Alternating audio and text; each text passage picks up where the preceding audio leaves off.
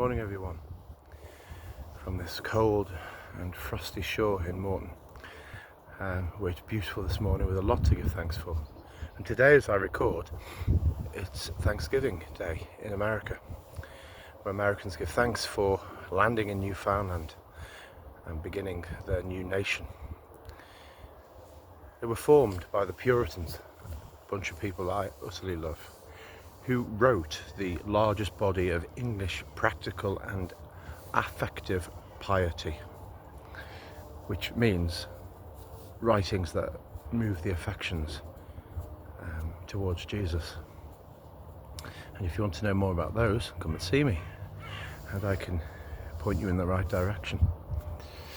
But politically, they failed in England. They were kicked out for not obeying the Act of Uniformity, which said you all must worship in a particular way, and they wanted the values of freedom and self-expression and self-rule, and to worship as they saw fit according to the Word of God. And because they sought to reform the Church of England in a more biblical manner, and that was effectively kicked out according to their minds, they left. You could say they went off in a huff, but they left on the Mayflower, landed in Newfoundland, and found the Americas, and founded the United States of America eventually, basically after they kicked the English out much later on. So they have a lot to give thanks for. The values of democracy and freedom and right and dignity and self-expression and freedom of worship are the foundation stones of American society, and that's what they're trying to work out. And we would hope to have those as well, in our own manner. But the notion of Thanksgiving runs much deeper into who we are, to give thanks for all that we have. Paul writes in Philippians, "I have learned the secret of being content in every situation." That's really tricky. Two Puritans wrote two books on it, Thomas Watson and Jeremiah Burroughs, and I can recommend those to you if you want to follow them up. But the thing they point out is, from the text, is being content is a secret. It's something to learn, it's something to develop, it's something to grow into. It's very tricky. But it's coupled also in Philippians with, in everything, give thanks for all that we receive from the Lord. In prayer, give our anxieties to Him with thankfulness. Why? Because He is near. Because He promises to be with us. Because He promises to be part of who we are. Jesus said, "I will be with you to the very end of the age," which is the thing that took them to America.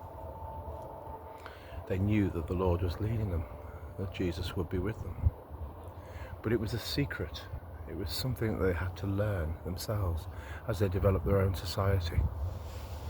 Now eventually some of the Puritans over there went a bit extreme. And that's what can happen in the Christian life. What starts as a joyful experience and a liberating, life-giving experience can harden very quickly into something deadening, something harsh. And that danger is always in us. So how do we defeat that? With thanksgiving, remembering all that we have, all that we are. Paul could then write in Philippians, "I have learned the secret of being content in every situation, because I can do all things through Christ who strengthens me." And that's where he found his power. The Puritans knew this. As they founded America, they went in the strength of Christ. And every day we wake up in the same experience. You know, it's very easy, even as ministers, to wander through life doing religious activity and not thinking to yourself, "I haven't prayed about this. I haven't offered this up." When you do that, when you say thanks, it changes the perspective on a whole pile of things. It gives you the power to face each day, to walk into situations. It reroutes the heart. it becomes affective. Piety, it stirs the affections. It makes you realise who you are, what your values are. Because when we give thanks, it makes us realise our dependence. When we say thank you to someone and mean it, we recognise their generosity to us, their grace and mercy upon us in some particular way. And as we move into the season of Advent, we're thinking about waiting and being ready for Christmas, but with a sense of thankfulness of all that we receive from the hand of the Lord. And yet that easily gets scuppered, doesn't it? Because tomorrow is Black Friday. And that's where the greed kicks in. Because everyone's scouring Amazon and other things for the latest bargain. But before we do that, maybe we should just pause and think what we've got to be thankful for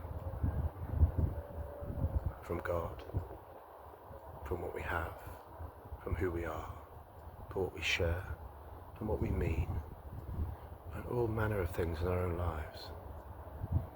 I'm sitting in the freezing cold, but I'm thankful to be here. It's a beautiful morning. What will you be thankful for this day?